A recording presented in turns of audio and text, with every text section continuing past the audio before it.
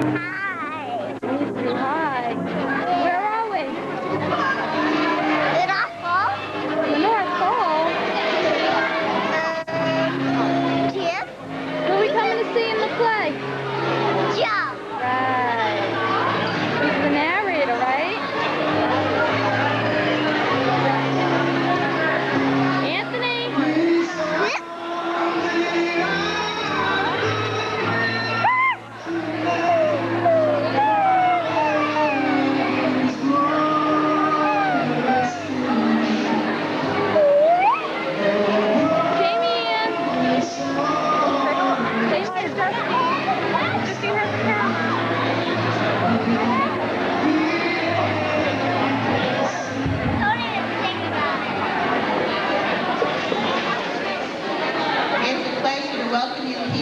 To St. Bernard's Christmas concert and play. I can't believe it's Christmas. I guess we're all thinking and hearing people say that. But what a wonderful way to start our Christmas celebration with a beautiful presentation by your children. Well, I know we have a long program, so I'm really going to start promptly. We have the band, a few performances by our dance group, our chorus, a lovely presentation by Father Diaz, and then the finale will be a beautiful play put on by the 2nd and 4th grade. So before we start, I just want to say some thank yous. At the end of the performance, it usually gets a little exciting, so I want to make sure that you're aware of the many, many people that helped put this together. First of all, your students, my students, your children. They have been working very, very hard on their lines, on their songs, and I really appreciate all their efforts. Secondly, you at home for helping with the costumes and the practicing of the lines and the lyrics. And then, of course, there's our faculty, our teachers. Mrs. Gambino, Soda Hose, the 6th grade teacher, Mrs. Kelly, the 8th grade teacher, Mrs. King. Of course, there are the specialty teachers, too. Our music teacher this year, Mrs. Joan Barrett, who's done a wonderful job. And our band director, Miss Eva Moan, who is back again and graces us with her talent. And then, of course, there's Mrs. Calderaro, our dance teacher, who works so well with our children and has volunteered and put in some extra time choreographing our play. And of course, this year we have an extra special bonus. We have Father Diaz, who has devoted his time and talent to putting on a beautiful, beautiful, and very meaningful play tonight. Our play touches the hearts of all of us, and I think you'll be very well pleased. Father Diaz, I thank you very, very much. Also, Father Diaz brings with him some friends, and I just want to publicly thank our audio, visual texts, Steve Connolly, Terry Connolly, Jerry Antonio. I want to thank them very, very much for coming here tonight and sharing their talent here at St. Bernard's. And I want to welcome you all. I want to welcome Anthony, sit down. Graham, Father Driscoll, and Father Diaz, all parents and friends. Joe's going to be up on stage when he does the play. This is just the band. Now present our first performance, Miss Moan and her band.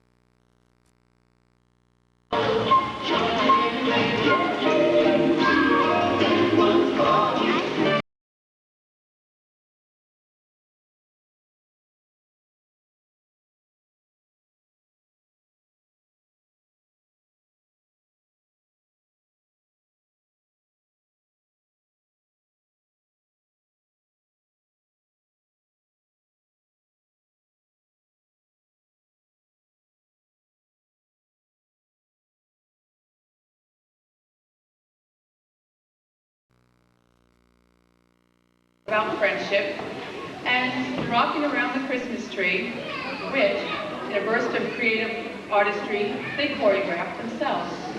So I now present the sixth grade.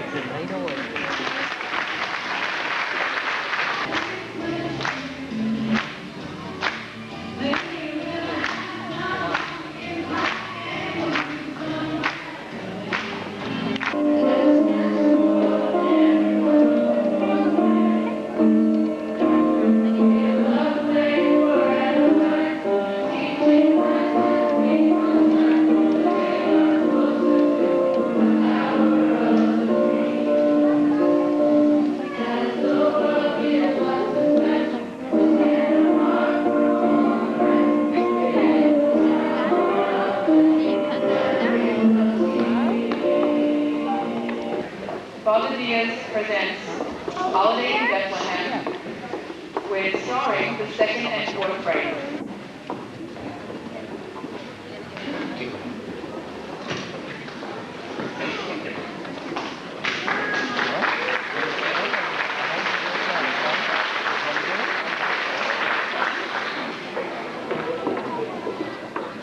Okay, today's pageant show is entitled Holiday in Bethlehem. And it tells you very briefly what Christmas is all about. It defines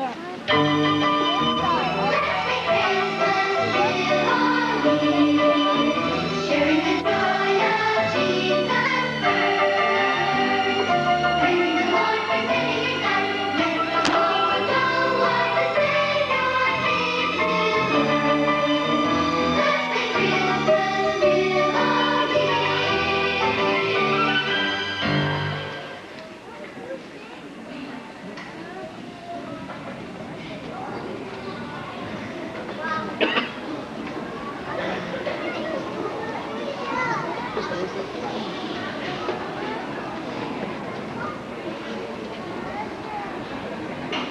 you remember hearing about the time Joseph went to pay his taxes? Remember how he traveled from the city of Nazareth to the city of David called Bethlehem? His wife Mary went with him. The time was near for a baby to be born, so Joseph was anxious to find a suitable place for them to stay for the night. Our story tells why several hotel managers and their guests didn't want the fine couple to stay with them. Well, there weren't any neon lights in those days, but Joseph found a hotel that looked just great. The Good Life Inn. Listen as he speaks to the innkeeper.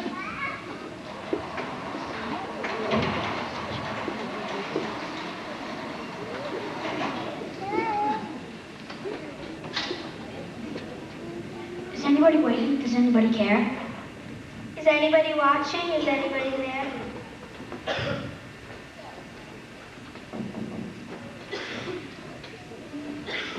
Do you have any room for my wife and me and our little one who is soon to be?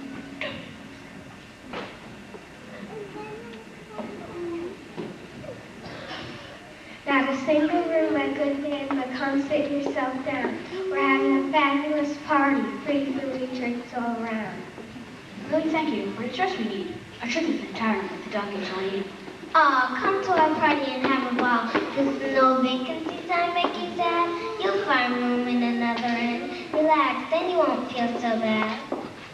Hey man, we're having a blast. Don't you say that's right? Ride with us in a merry-go-round, but hold on extra tight. Yosh, with a fine good horse and a strong constitution, you can keep on the move, enjoy the illusions.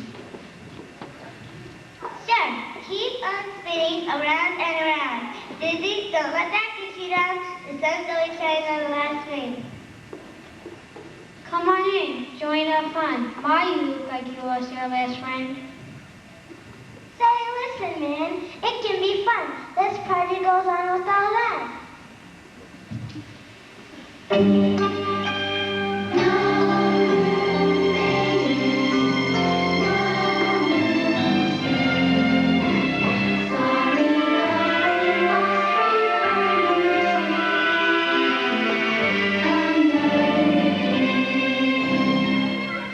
How dare you spurn the good life? What's the matter? Don't you know we're dancing in a circle because there ain't no place to go?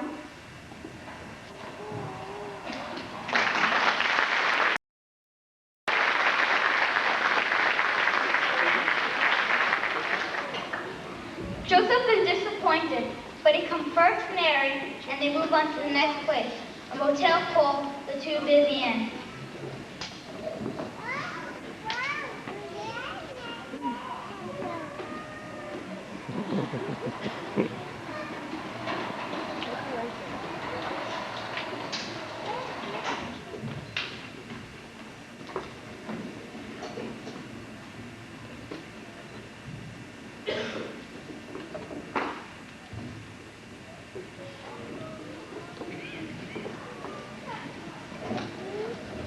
We're busy people here.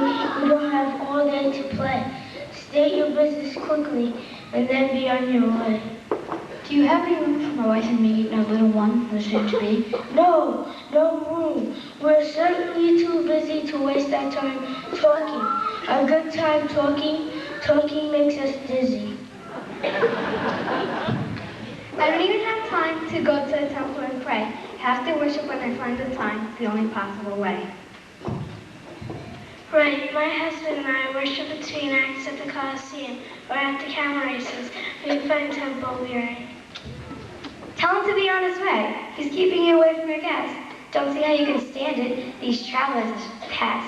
He ought to know by now. There isn't any room. You have food and drinks to tend to, and animals to groom. We just don't have time for the riffraff of the earth. This was probably a waste of been lazy since his birth. Tell him to buzz off. Tell him to leave. Tell him we're stressed out. Give him the heat.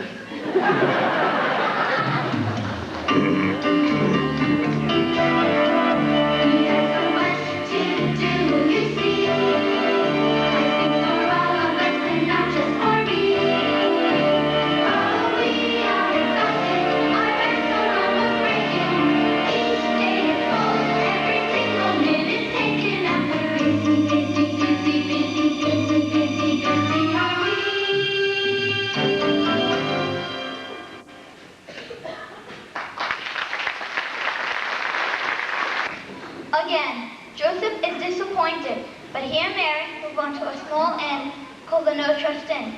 Joseph knocks, and he's surprised.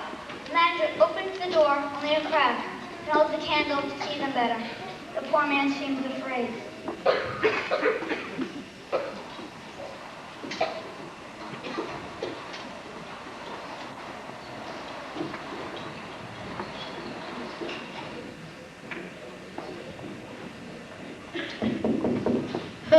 Who's there? Do you have any room for my wife and me and our little one who is soon to be? Step forward. I can't see you. Show me your hands.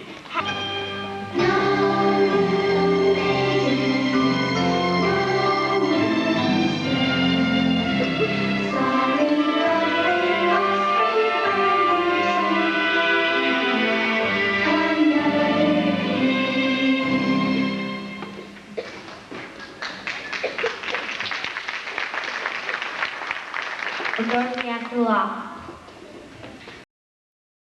We like to be believers, but behind every rock, the sinister deceiver, our doors we have to lock.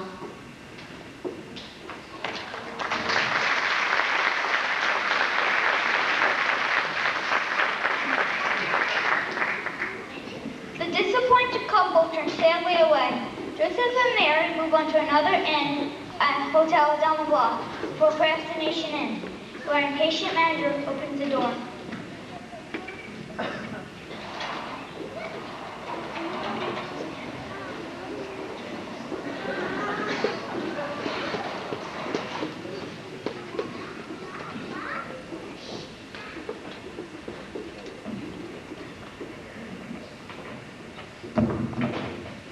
Yes, can it wait? There'll be vacancies later, you dents. That's the problem with these travelers. They all show up at once.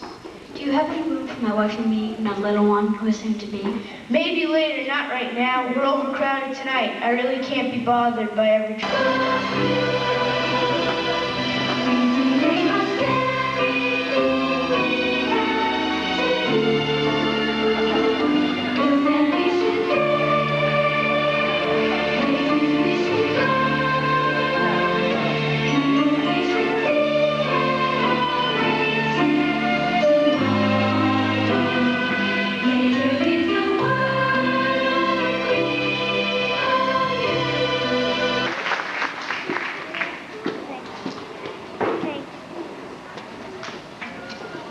O'Leary Joseph come first Mary as they move on to the next motel, the Status Quo Inn, where an extremely polite manager opens the door.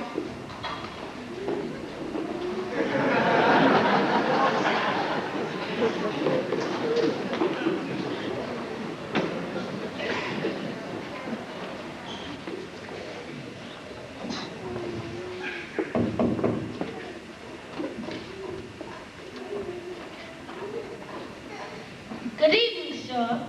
Did I say that correctly? Did I say that right?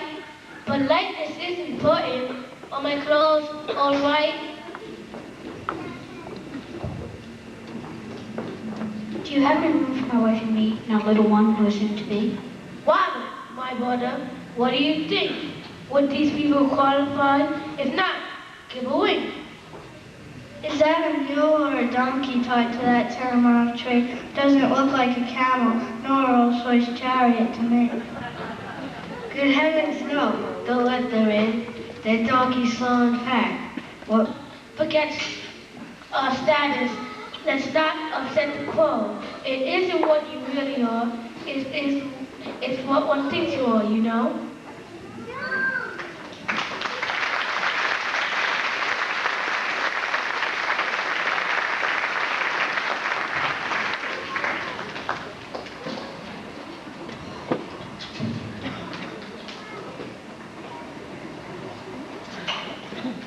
Joseph, of course, is becoming quite anxious, and I imagine Mary was even more concerned.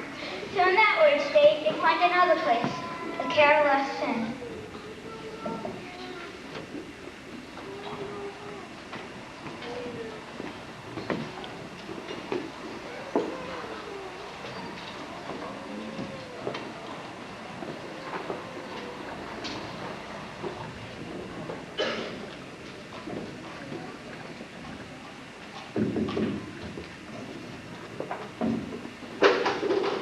Yeah, what do you want?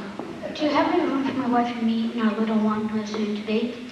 I know you're gonna say you're tired. Show me a travel snack. I can't be bought each and covered so. My business soon go to pot. Shut the door, Khan, so protect the paying guests as a drift of the boat and we don't wake the boat.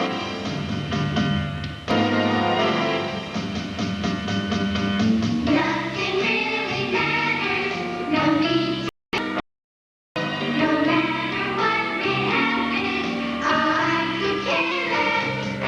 And if you say you're hurting, or if you trip and fall, don't look at me, looking for help.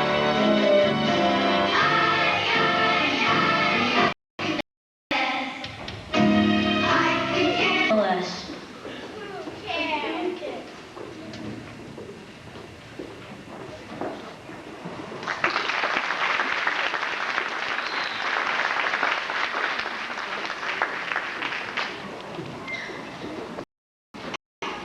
By now, Joseph and Mary were sick, fatigued, concerned. When they came to a sign meeting, the Lord's chance hidden, they went forward with hope.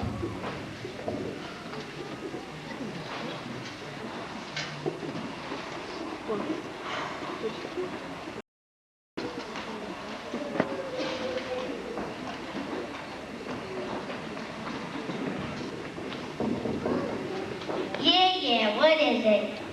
Do you have any room for my wife and me and our little one?